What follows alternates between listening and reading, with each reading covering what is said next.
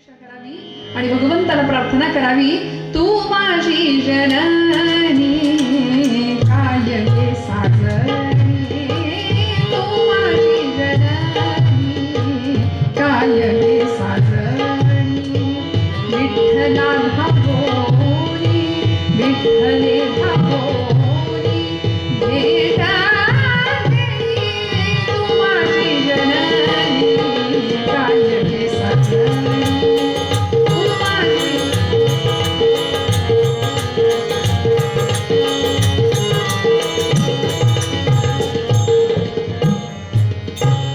डोळे माझे शिरले पाहता वाटुनी, अवस्था दाटली हृदया माझी, तू माझी जननी काय गे साजनी. पांडुरंग परमात्म्याला आशीर्वाद मागितला, कृपाशीर्वाद भगवंतांनी द्यावा. आणि या दोघी जणी माघारी यायला निघाल्या. माघारी आल्याबरोबर दरवाजामध्येच प्रवेश करताना फकीर वेशातले एक साधुबुवा दिसले समोर. आणि साधुबुवांच्या मुखातनं शब्द बाहेर पडले, संत सत्पुरुषांचे शब्द कधीच खोटे ठरत नाही. त्यांच्या मुखातनं शब्द बाहेर पडले, बेटी फिक्र मत कर, तेरे घर पे लड़की ही पैदा होने वाली है, काळजी करू नकोस, तुझ्या पोटी मुलगीच जन्माला येणार आहे, कन्या रत्नच जन्माला येणार आहे. आणि खरंच संत सत्पुरुषांच्या मुखातले शब्द कधीच खोटे ठरत नाहीत. या न्यायाने बळवंतराव घुले आणि आई रुक्मिणीबाई, आई रखुमाई यांच्या पोटी 5 मुलं जन्माला आली होती. आधी पोटी पुत्र संतती आहे पण मुलगी नाही, कन्या नाही, म्हणून दोघेही दुःखी होते. पण पांडुरंग परमात्म्याच्या कृपेने जन्म झाला या कन्येचा, या मुलीचा. त्या फकीरांनी, त्या साधू बाबांनी आशीर्वाद देताना हेही सांगितलं होतं की तुझ्या घरी मुलगी जन्माला येईल, पण ती नुसती साधी सुधी कन्या नसेल, ती साक्षात ईश्वराची पुत्री असेल, ईश्वरार्पण वृत्तीने हा देह समर्पित केलेला असेल. आणि भगवंताचं प्रचंड मोठं कृपाछत्र त्या जीवावर राहणार आहे.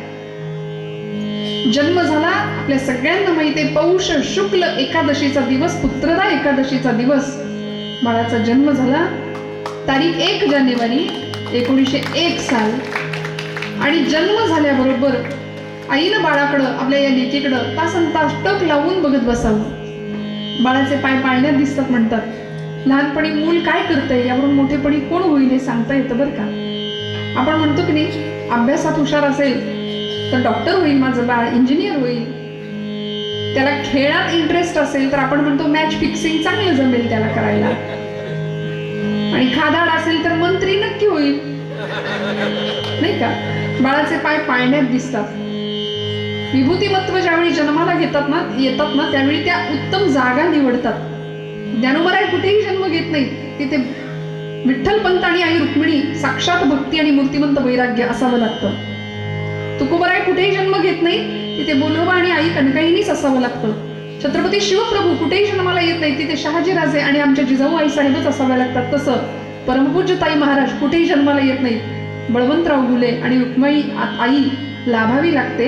ज्या घराला विठ्ठल भक्तीची, दत्त संप्रदायाच्या उपासनेची परंपरा आहे त्याच कुळात अशा साध्वी जन्माला येतात. ताई महाराजांचा जन्म झाला. एकटक बघत बसावं आपल्या या बाळाकडे, प्रचंड देखणं रूप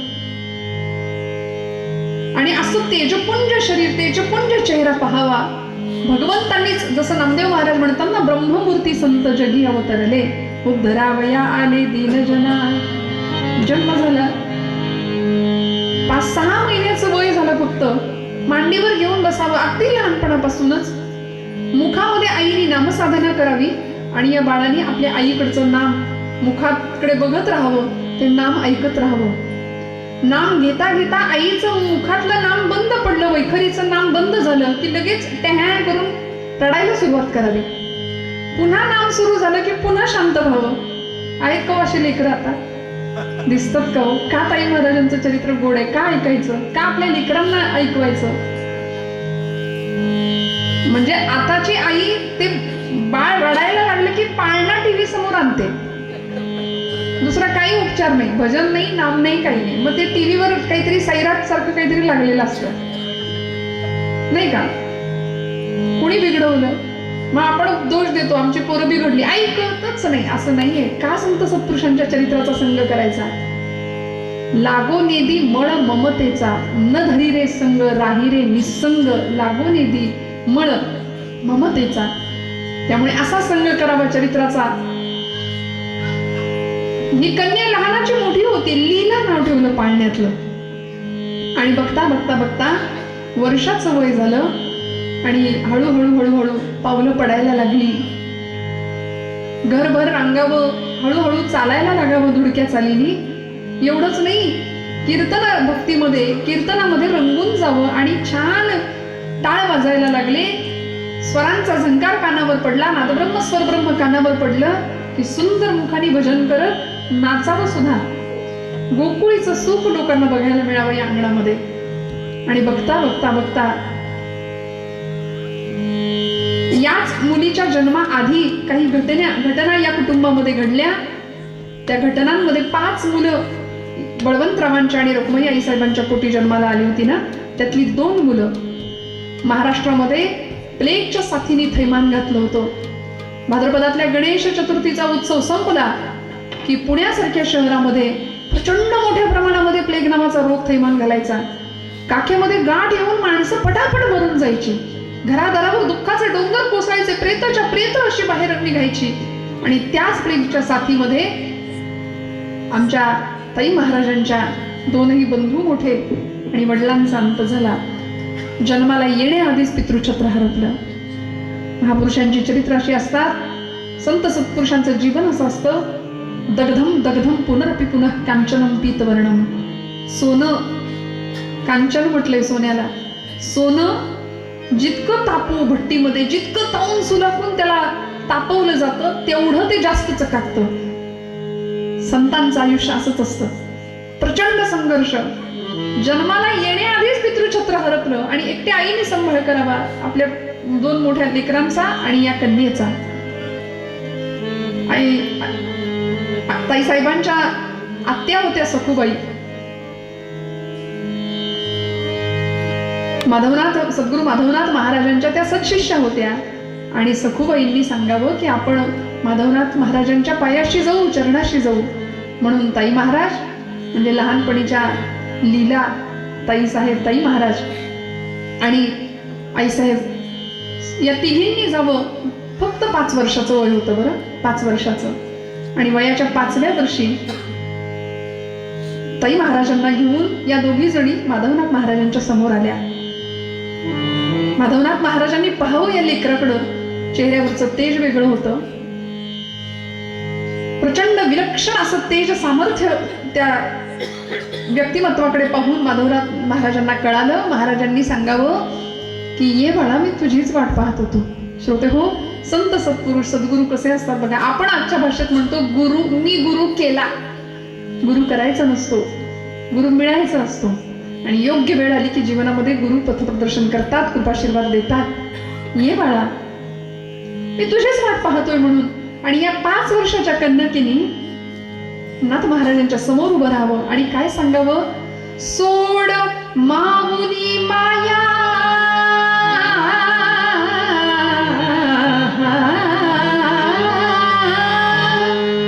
सोड. 5 वर्षाचं वय, काय कळतं आमच्या घरातल्या लेकराला 5 वर्षाच्या? सांगा. माऊली, माझ्या अवतीभोवती असलेली माया, त्या मायेचा त्याग करण्याची बुद्धी मला दे. सोड माऊली माया, चरणावरी मी अर्पिली मम काया.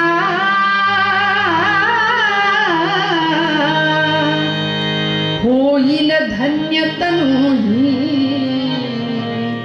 होईल धन्य तनूही मम शिरावर तुझी कृपा छाया. राम राम राम हरे हरे राम राम राम हरे हरे राम राम राम राम सीतापते राम राम राम रघुत्तम राम राम राम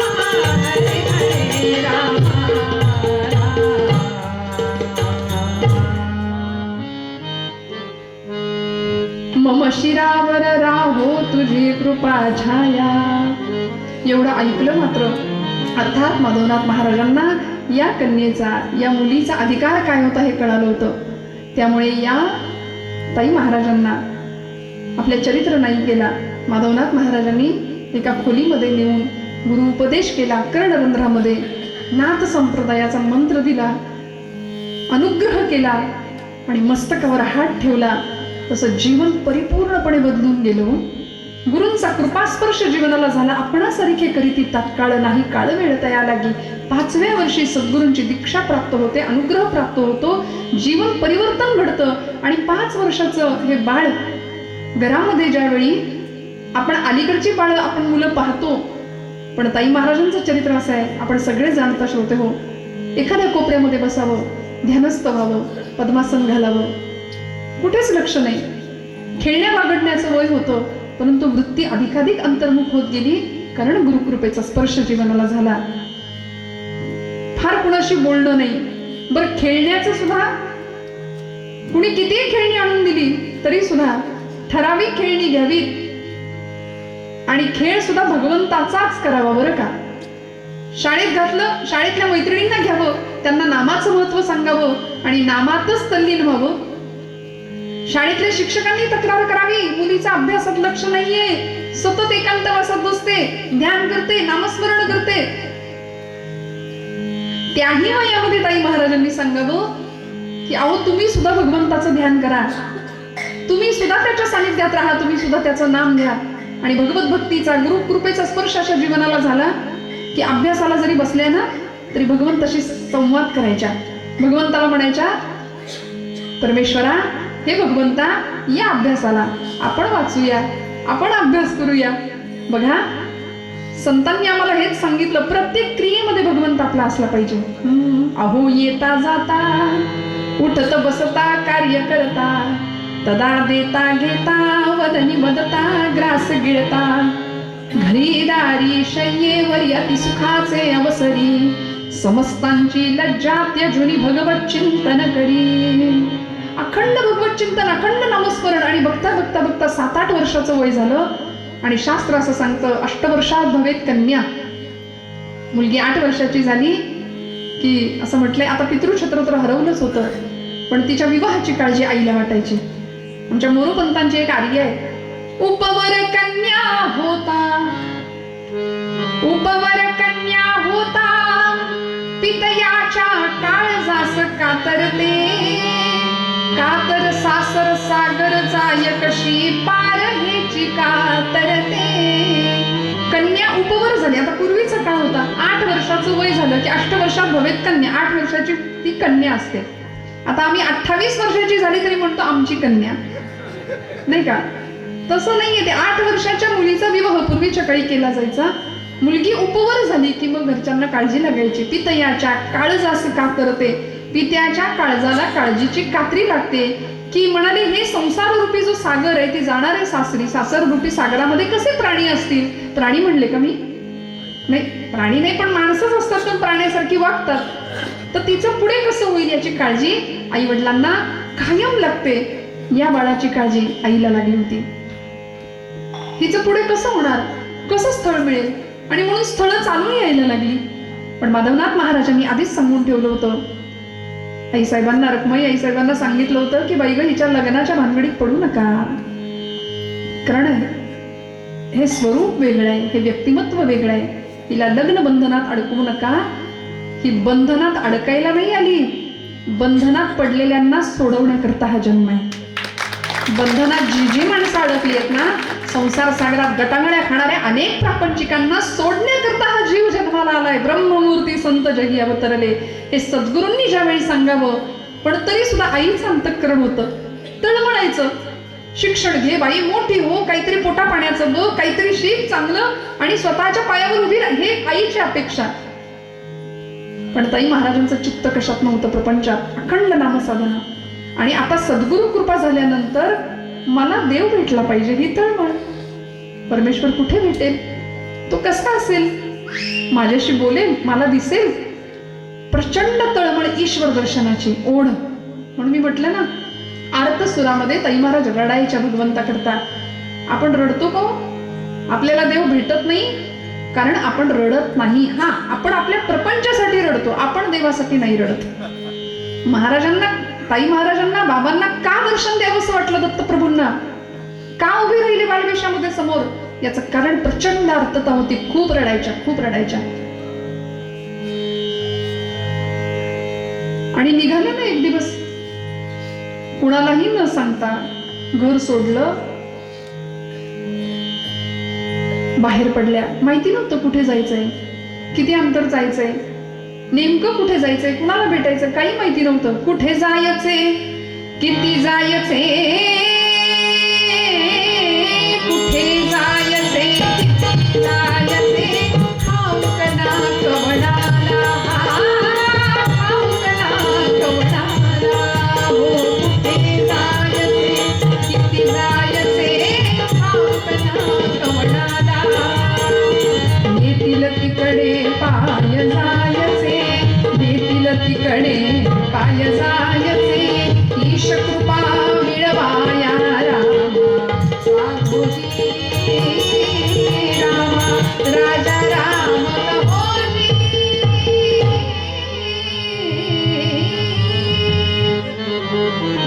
नगरमध्ये वास्तव्य असताना आई आणि मामा कुणालाही न सांगता घरातनं बाहेर पडल्या. आणि येता येता येता पुण्याच्या रेल्वे स्टेशनवर, पुण्यामध्ये असताना पुण्याच्या रेल्वे स्टेशनवर आल्या. पुण्याकडे जाणाऱ्या रेल्वेचं तिकीट काढलं आणि गाडीत बसल्या.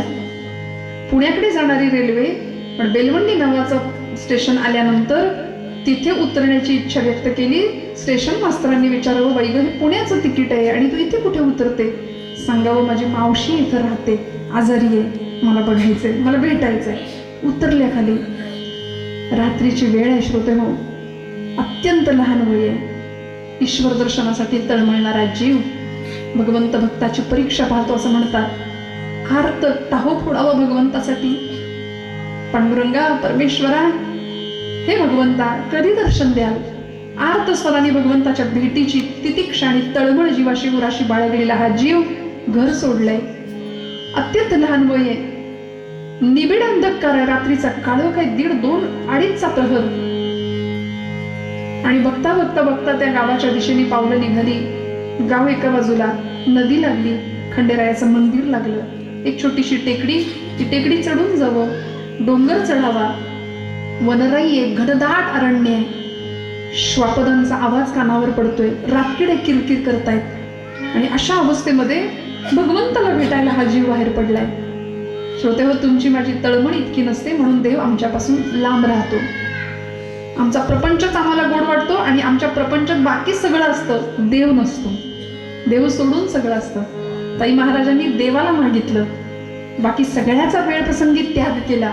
देवाच्या सख्यत्वासाठी पडाव्या जीवनगांच्या तुटी, सर्व स्वार्पावे शेवटी प्राण तोही वेचावा. आणि त्या बेलवंडी गावामध्ये, त्या जंगलाच्या बाजूला एखाद्या डोंगरावर जावं. पहाट होत आली, नदीचं पाणी घेतलं, मुखमार्जन केलं आणि छान एका वृक्षाच्या घनदाट त्या सावलीखाली छान बसल्या. एकांत मिळाला हो, कारण ज्या एकांतासाठीच हा जीव अखंड तळमळायचा. शाळेत जरी गेले तरी एकांत, बाजूला बसायच्या. असं आहे संतांच्या जीवनाचा संदेश आहे श्रोते हो. लोकांताशिवाय एकांताची किंमत कळत नाही, लोकांताशिवाय एकांत नाही, आणि एकांताशिवाय हृदयस्थ सीताकांत भेटत नाही. हृदयात देव बघायचा असेल तर एकांतवास माणसाने करावा लागेल. काही गलबला, काही निवांत. समर्थ म्हणतात, काही वेळ लोकांतात आणि काही वेळ एकांतात. सत्पुरुषांचं हेच तर. म्हणून मगाशी मला दादांनी सांगताना सांगितलं ना, त्या दरवाजामधून कुणाला आतमध्ये येऊ द्यायचं, कुणाला आतमध्ये येऊ द्यायचं नाही, हे सगळं महाराज बाबा ठरवत होते. एकांत प्रिय संत सज्जनांना, सत्पुरुषांना. आणि तो एकांत जसा प्राप्त झाला ना, त्या झाडाच्या खाली बसल्या. 1 नाही 2 नाही 11 दिवस अखंड ध्यान साधना करावी. किती तितिक्षा किती असावी. आर्तस्वरामध्ये भगवंताची कारुण्य भावाने टाहो फोडून आर्त साधना कशी करावी. तहान भूक या सगळ्याच्या पलीकडं आणि एकच ध्येय, भगवत दर्शन. बरं, तहान भूक लागली तर पाणी प्यावं नदीचं, त्याच वटवृक्षाची, त्याच वडाच्या झाडाची कोवळी पानं खावीत. 11 दिवस एका पाठोपाठ पुढे निघाले. कधी झाडावर बसावं, रात्रीची वेळ झाली की झाडावर जाऊन बसावं. वन्य श्वापदांचा आवाज रात्रभर, रातकिड्यांचा किरकिर आवाज. सकाळ उजाडल्याबरोबर खाली बसावं.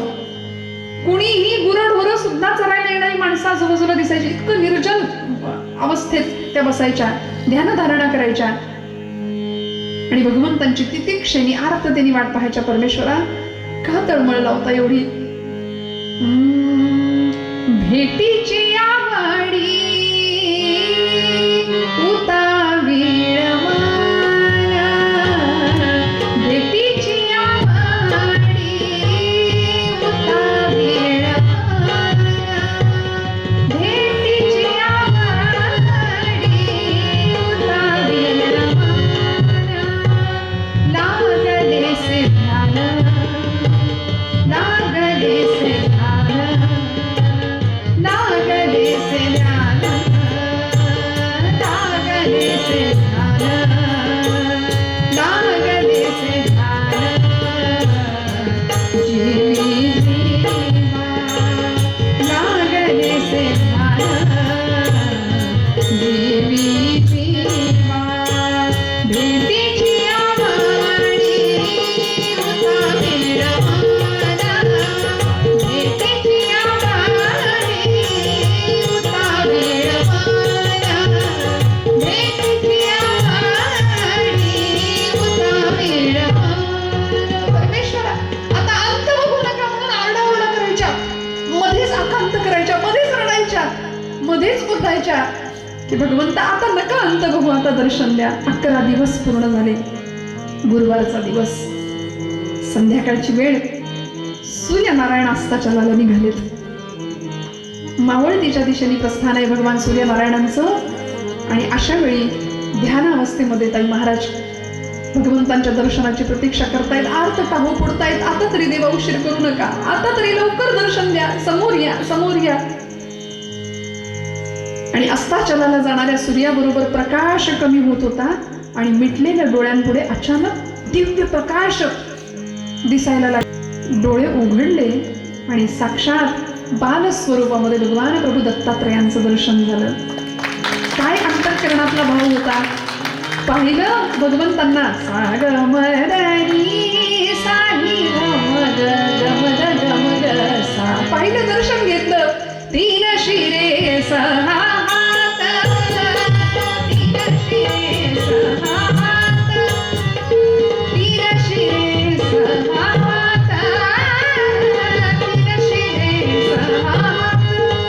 दया माझा दंडवत, दया माझा दंडवत, 3 शिरे 6 हात, 3 शिरे 6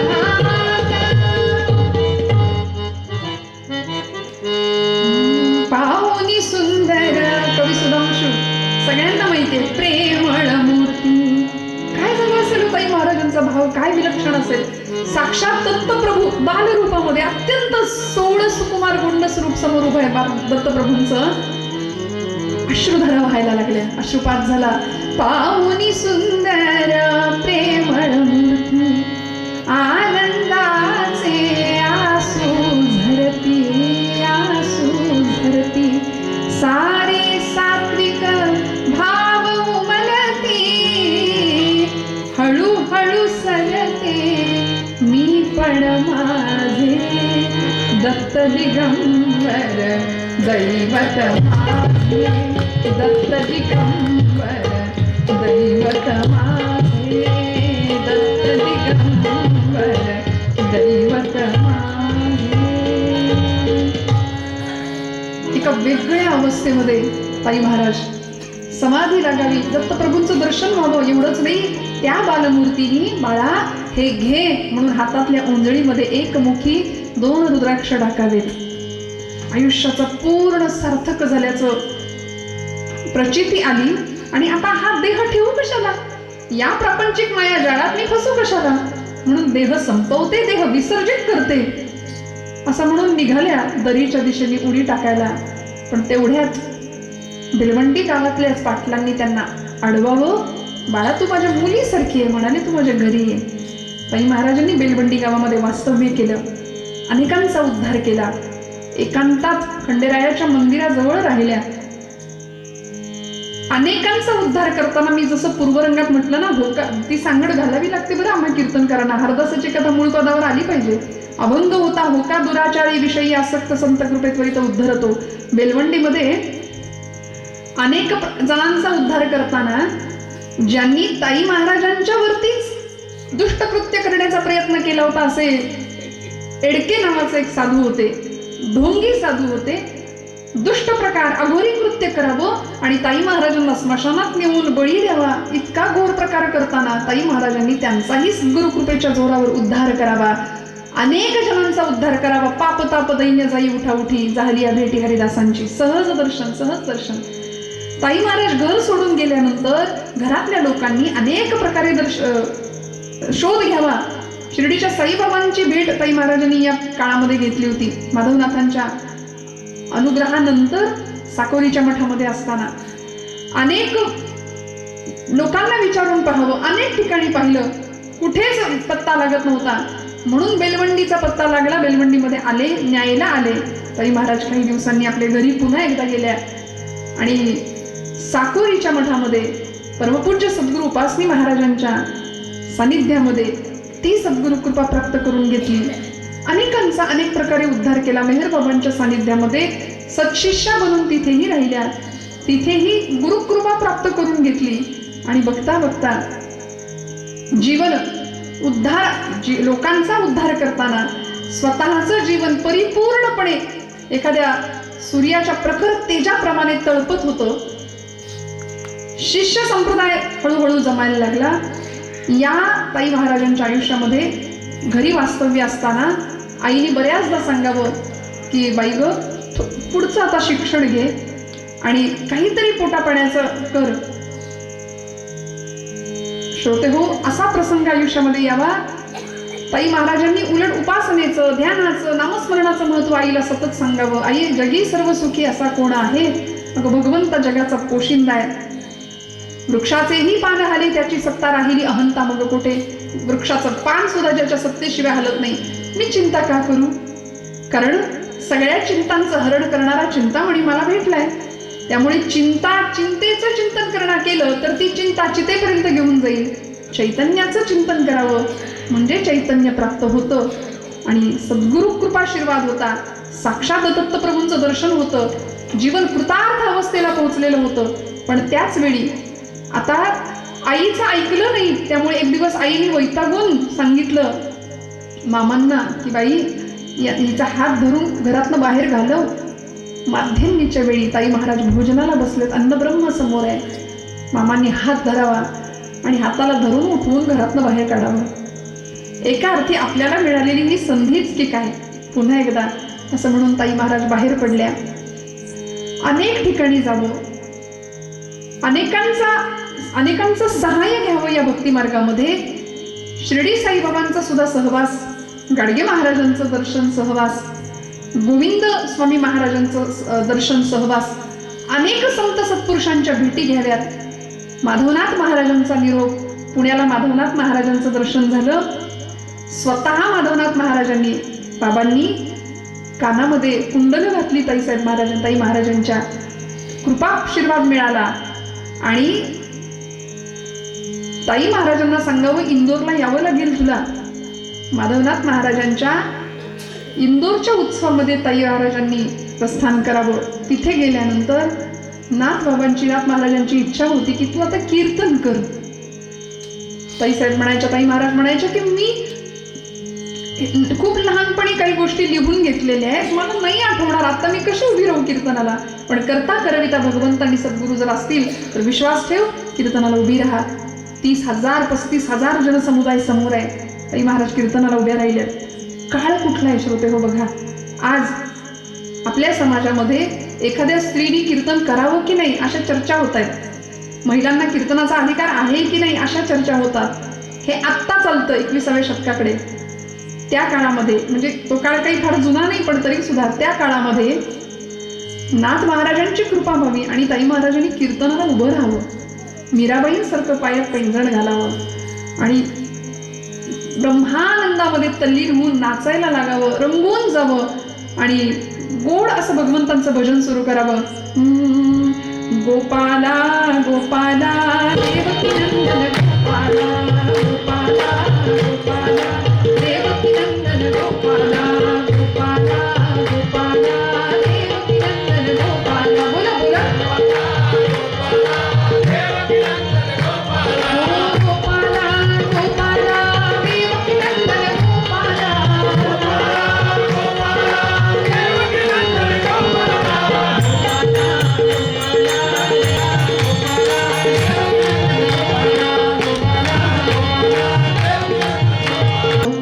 मीराबाईंचं आख्यान सांग, मीराबाईंची गोष्ट सांग, असा नाथ महाराजांचा आज्ञा होती. कथा सांगायला उभ्या राहिल्या, कीर्तनाला उभ्या राहिल्या आणि भजनामध्ये इतक्या तल्लीन झाल्या की ते भजन करता करता समाधी अवस्थेमध्ये गेल्या. 35,000 जनसमुदाय समोर साईबाबांना प्रिय असलेली त्यांचा पोशाख प्रिय झाला म्हणून ती कपणी अंगावर चढवावी, ते कापड मस्तकावर बांधावं आणि इतकं साजरं गोजरं रूप सगळेजण पाहतायत ताई महाराजांकडे. शंकर महाराजांकडून संन्यास धर्माची दीक्षा सुद्धा प्राप्त करून घेतली.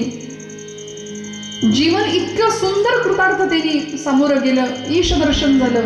अजून काय हवं या जीवनामध्ये?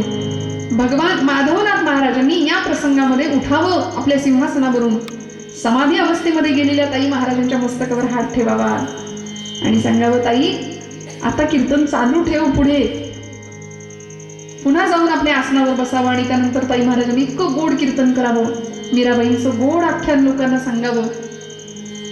असं करता करता करता अनेकांचा उद्धार केला. श्रोते हो, नाथ संप्रदायामध्ये वृद्धेश्वराचं मंदिर, त्या वृद्धेश्वरांचा कृपाशीर्वाद व्हावा, आदिनाथांनी साक्षात सिंहाच्या रूपामध्ये ताई महाराजांना दर्शन द्यावं. अनेक लोक समोरे जायला घाबरत होते, पण ताई महाराज म्हणायचे, हे तर आपले आदिनाथ, म्हणून तिथेच त्या गुहेत बसून तपश्चर्या करावी. सगळं म्हणतात अहंता, ममता आणि निर्विकल्प अवस्था, निरामय निर्विकार अवस्था प्राप्त झाली आणि साक्षात ब्रह्मच चैतन्य रूपाने अवतीर्ण झालं होतं. म्हणून नामदेव महाराज म्हणतात, ब्रह्ममूर्ती संत जगी अवतरले. इंदोरमध्ये ताई महाराजांनी कीर्तन करावं. बघता बघता अनेकांनी सांगावं की या खानदेश प्रांतामध्ये यावं, अनेकांचा उद्धार करावा. आणि ही कथा आपल्या सगळ्यांना माहिती आहे की या मठाची स्थापना ताई महाराजांनी कशी केली, किती मोठ्या संघर्षामध्ये अनेकांचा उद्धार करावा. अनेक ठिकाणी नाम सप्ताह ताई महाराजांनी बाबांनी चालू करून दिले. अनेकांना नामाच्या मार्गाला लावलं, भक्तीच्या मार्गाला लावलं.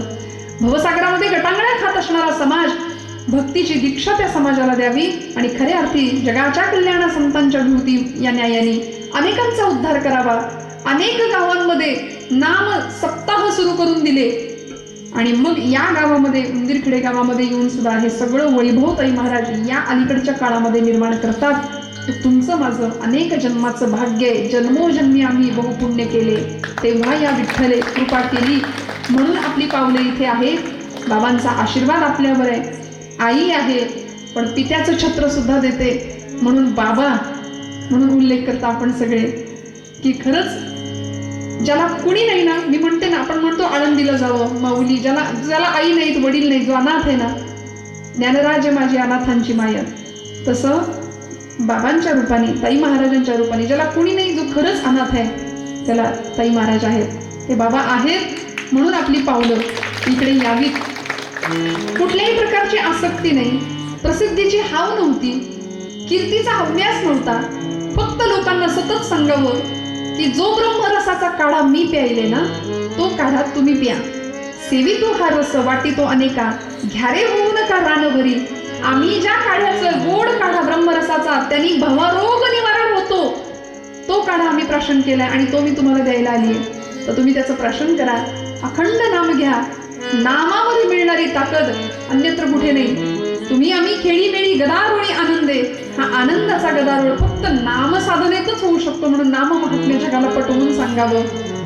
अत्यंत सुंदर कर्मयोग म्हणजे तितकेच कष्ट. उत्तम शेती फुलवावी, शेतीचं काम करावं. जगाला कर्मयोग सुद्धा सांगावा, भक्तियोग सुद्धा सांगावा. ज्ञान, भक्ती, वैराग्य या तिन्हींचा संगम असलेलं हे व्यक्तिमत्व, हे विभूतिमत्व या भूतलावर या ठिकाणी अवतीर्ण झालं आणि आज आपल्या सगळ्यांना त्यांचा सहवास प्राप्त झाला. माझ्या अल्पकुवतीनुसार, अल्पमतीनुसार, अल्पबुद्धीनुसार खूप मोठं चरित्र आहे, पण त्या चरित्राला थोडासा स्पर्श आणि त्या चरित्राची पूजा करण्याचा मानस आणि ती संधी आपण सगळ्यांनी मला प्राप्त करून दिली.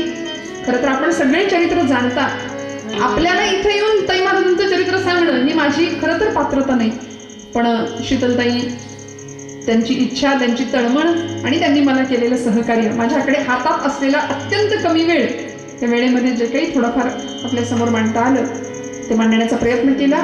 झालेली सेवा बाबांच्या चरणावर समर्पित करते. बोलत असताना काही वेळवाकडं गेलं असेल तर मोठ्या अंतकरणाने क्षमा करा.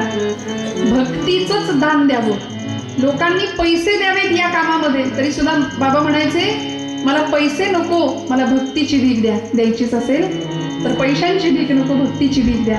समाजाने फक्त भक्ती मार्गाला यावं या एका तळमळीपायी अखंड आयुष्य जिजवलं आणि 17 ऑक्टोबर 1996 साली देहानी निघून गेल्या. पण आज ते चैतन्य, ते तत्व आणि ते ब्रह्ममूर्त स्वरूपामध्ये असलेलं त्यांचं अस्तित्व आजही तुमच्या माझ्यामध्ये आज इथे आहे. त्यामुळे त्यांचा कृपाशीर्वाद आपल्या सगळ्यांवर प्राप्त व्हावा एवढीच अपेक्षा करते. सगळ्यांच्या चरणी मनोमन कृतज्ञतापूर्वक वंदन करते. माझ्या दोनही साथीदारांना वंदन, उत्तम ध्वनी व्यवस्था त्यांनाही वंदन आणि झालेली सेवा बाबांच्या चरणावर समर्पित करते. ब्रह्ममूर्ती संत जगी अवतरले, ब्रह्ममूर्ती संत जगी अवतरले,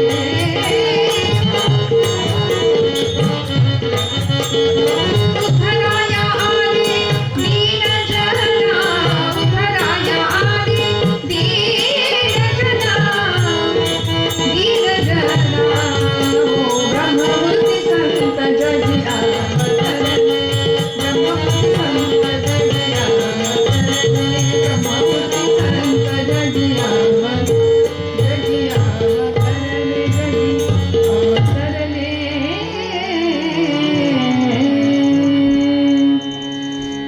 आरती करायची कसं? आरतीची करायची, मग आरतीचं एक तबक घ्यावं लागेल, नाहीतर मग फक्त एक श्लोक म्हणायला लावते आणि थांबूया आपण. आरती मग अशी झालेली आहे तर हा एक श्लोक फक्त सगळेजण आपण माझ्याबरोबर म्हणा. जया संगतीनेच विराग झाला, मनोदरीचा जडभाग केला, साक्षात परमात्मा मज भेटविला, विसरू कसा मी गुरुपादुकाला, विसरू कसा मी गुरुपादुकाला, सदा सर्वदा योग तुझा घडावा, तुझे कारणी देह माझा पडावा, उपेक्षू नको गुणवंता अनंता, रघुनायका मागणे हेची आता, ज्या ज्या स्थळी हे मन जाय माझे, त्या त्या स्थळी हे मी ठेवितो मस्तक ज्या ठिकाणी, तेथे तुझे सद्गुरु पाय दोन्ही. पुंडलिक वरदा हरी विठ्ठल श्री ज्ञानदेव पंढरीनाथ भगवान की, सद्गुरु श्री माधवनाथ महाराज की, सद्गुरु श्री ताई महाराज की जय. जय रघुवीर समर्थ श्रीराम.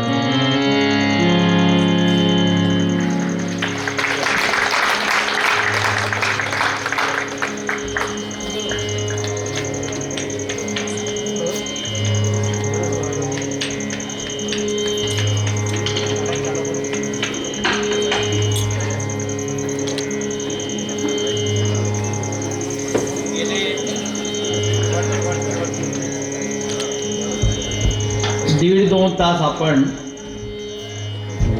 या भक्तिरसामध्ये भावून निघत होतो. खूप व्यग्र आणि व्यस्त अशी दैनंदिनी असणाऱ्या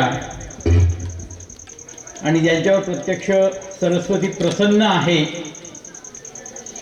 अशी भावना आपल्या सगळ्यांची आता झालेली असणारे अशा आपल्या आजच्या कीर्तनकार यांचं ग्रामस्थांच्या वतीने आणि ट्रस्टींच्या वतीने श्रीयुत विजूभाऊ परदेशी आणि त्यांच्या पत्नी यांनी सत्कार करावा अशी मी विनंती करतो.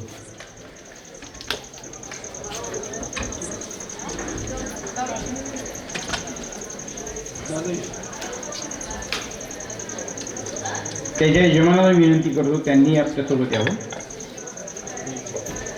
ताईंचा थोडक्यात परिचय मी सांगतो.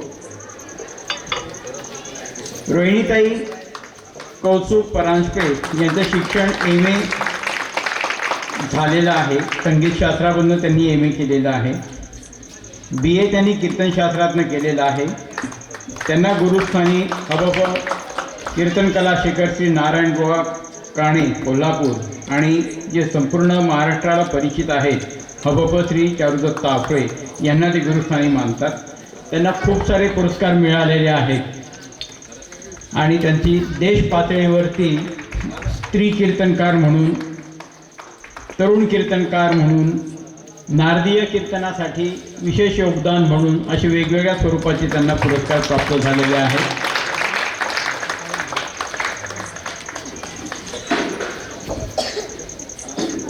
धन्यवाद.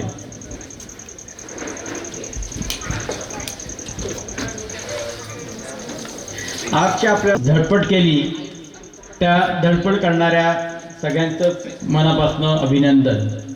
आणि त्या चित्ररूप गाथेचं उद्घाटन करण्यासाठी आज आपल्याला प्रमुख पाहुणे म्हणून जे लाभले गुरुवर्य श्री दासभार्गव महाराज, त्यांचा मी थोडक्यात परिचय करून देतो. दासभार्गव महाराजांना मी विनंती करतो त्यांनी कृपया स्टेजवर यावं.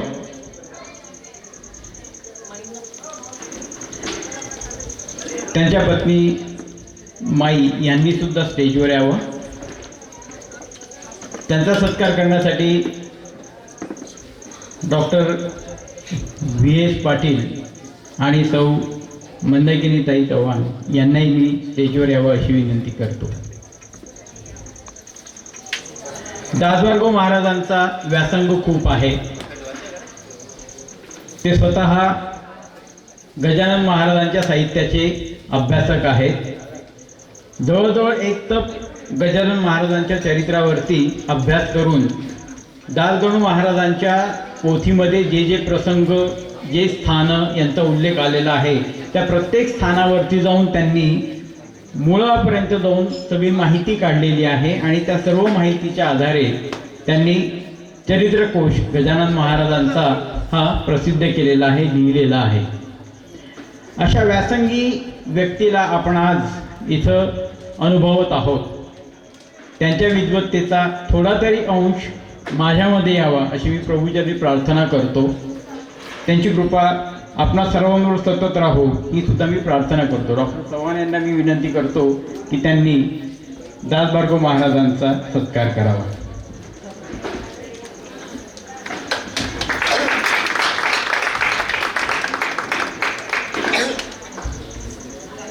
दासभार्गव महाराज हे स्वतः एक शिक्षण संस्था चालवतात. त्याच्यात ते वंचितांच्या मुलांना शिक्षण मिळेल या पद्धतीने त्यांचं कार्य सुरू असतं. डॉक्टर मंदाकिनी चव्हाण आता त्या माईंचा सत्कार करीत आहेत.